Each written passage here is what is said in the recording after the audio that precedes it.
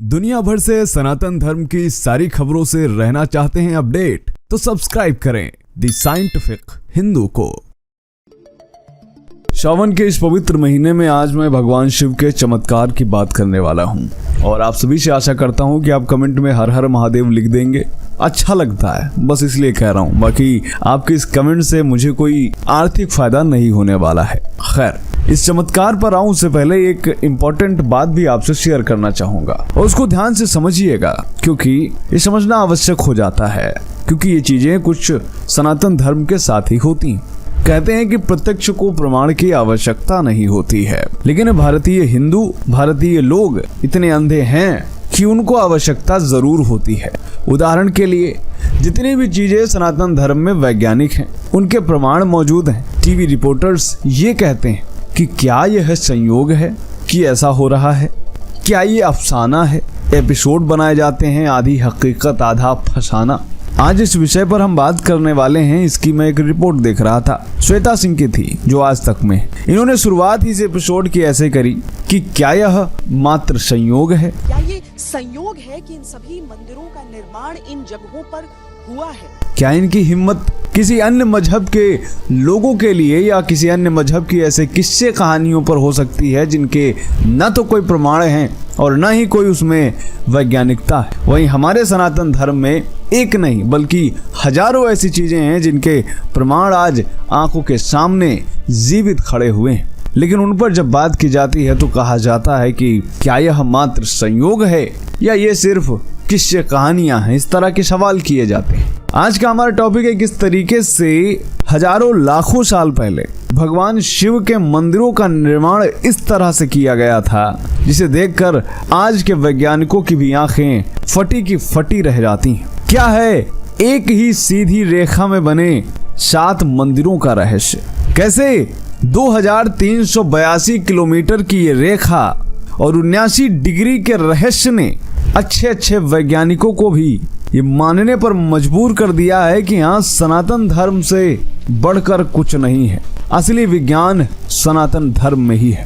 ये वीडियो देखिएगा और इसके बाद आप तय करिएगा कि क्या सच है और क्या गलत, और सवाल करिएगा खुद अपने आप से कि आखिर क्यों सनातन धर्म के हर विज्ञान पर ये मात्र संयोग वाली बात कह दी जाती है। तो दोस्तों, सबसे पहले आप इस तस्वीर को देखिए।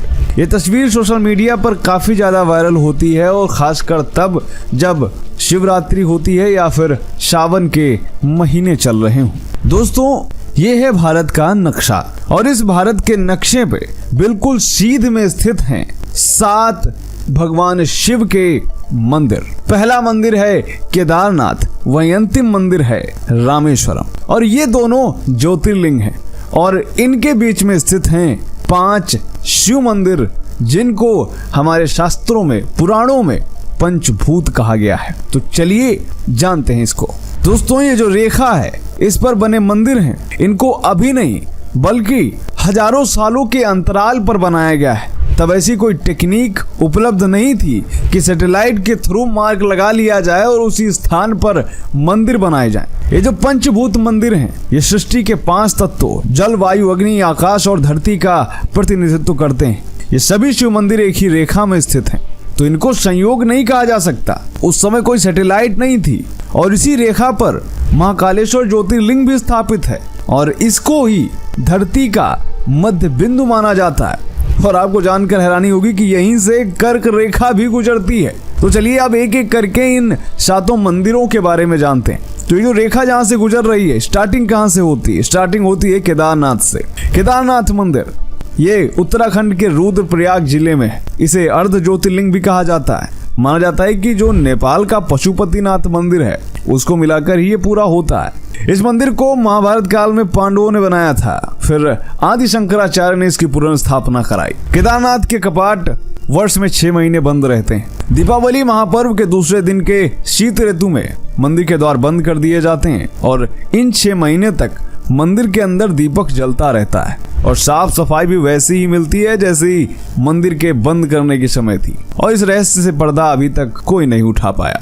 दूसरे नंबर पर आता है श्रीकालहस्ती मंदिर। यह मंदिर है आंध्र प्रदेश के चित्तूर में। यह पंच तत्वों में वायु का प्रतीक माना जाता है। इसे दक्षिण का कैलाश और दक्षिण का काशी भी कहा जाता है। इसके अलावा इस मंदिर को राहु केतु मंदिर भी कहते हैं। यहाँ पर लोग राहु पूजा करने आते हैं, शांति करने के लिए आते हैं।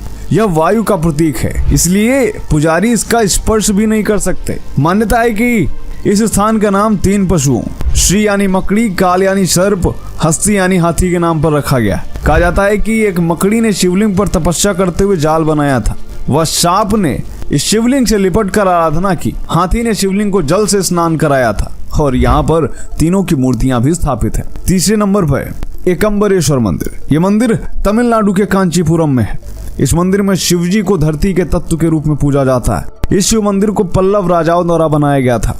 यहाँ पर मार्च और अप्रैल के महीने में सूर्य की किरणें सीधे एकम्बरेश्वर मंदिर के मुख्य शिवलिंग पर पड़ती।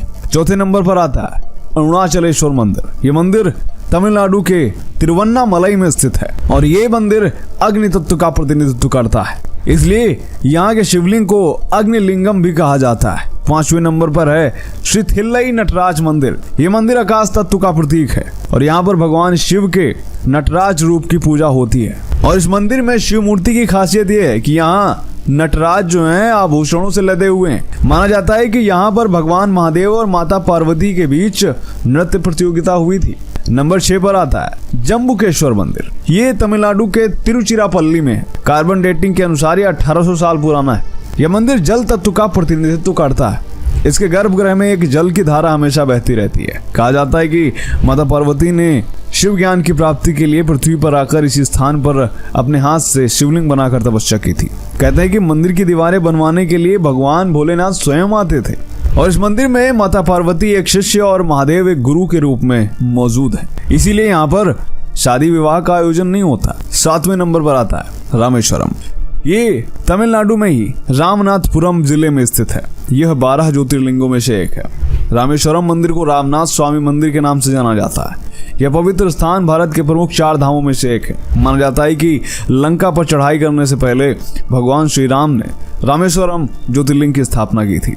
इस शिवलिंग की महिमा शिव पुराण और स्कंद पुराण में भी मिलती है। रामेश्वरम मंदिर का निर्माण द्रविड़ शैली में किया गया। यहाँ प्राकार में मंदिर के अंदर सैकड़ों की संख्या में खंभे हैं और इन खंभों पर बेल बूटे की सुंदर कारीगरी की गई है। अब इन 7 मंदिरों के रहस्य को थोड़ा डीपली समझते हैं। दरअसल ये जो मंदिर हैं ये एक दूसरे से 500 से 600 किलोमीटर की दूरी के अंदर ही हैं और ये सभी एक रेख में स्थापित हैं, मतलब एक लाइन में हैं। जो हिंदू ऋषि हैं वो ये मानते हैं कि जो हमारे प्राचीन ऋषि थे, पूर्वज थे, उनके पास ऐसी शक्ति थी कि उन्होंने भौगोलिक अक्ष को मापा और इन सभी 7 शिव मंदिरों को एक सीधी रेखा पर बनाया और ये सभी मंदिर भौगोलिक दृष्टि से 79 डिग्री देशांतर रेखा पर ही स्थित हैं। जी हाँ, ये 7 के 7 और ये साबित करता है कि जो ये आज का विज्ञान है ये हमारे प्राचीन वैदिक विज्ञान का 10% भी नहीं है। सीधी रेखा पर 7 शिव मंदिर स्थापित होना जिनका पुराणों में उल्लेख मिलता है, शास्त्रों में उल्लेख मिलता है, ये अमेरिका जैसे देशों को हैरानी में जरूर डालेगा। लेकिन वो जब ऐसे तर्कों में फंस जाते हैं तो क्या बोलते हैं पता है कि इसको तो एलियंस ने बनाया होगा। फिर चाहे वो भारत का कैलाश मंदिर रहा हो, रंगनाथ स्वामी मंदिर रहा हो और इसके अलावा कई अन्य मंदिर क्यों ना हो जिनका अपना एक रहस्य है, वो यही कहते हैं कि इसको एलियंस ने बनाया होगा। तो दोस्तों ये था आज का वीडियो। उम्मीद करते हैं वीडियो आपको पसंद आया होगा। कैसा लगा कमेंट में बताएं। मिलते हैं आपसे अगले वीडियो में, तब तक के लिए जय हिंद, जय भारत, वंदे मातरम।